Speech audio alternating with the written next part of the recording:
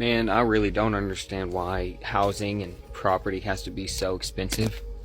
Like, I'm 18 now, and I want to get out, and I can't even get my own place and or anything because just getting a car is a challenge. Like, I haven't even saved up enough for a car yet, you know?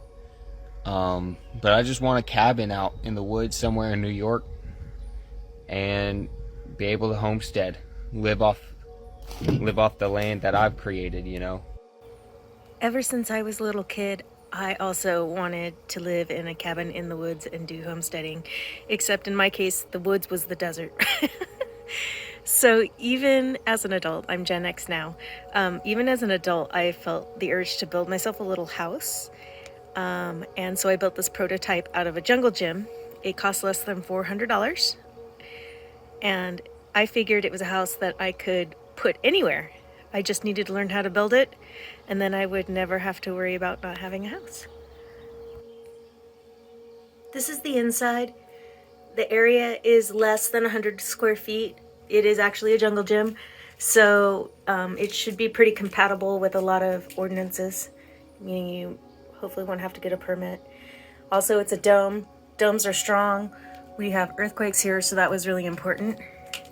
This is lime, and you can see here I have some repairs to make from the rain, but jungle gym, wrapped in wire, and then covered with dirt dug out of the floor of this very building. And then there's lime on the inside and the outside. I put a lot of my basketry supplies in here, and it's a great place to come and sleep and hang out too in the summer when it's hot. It stays nice and cool in here.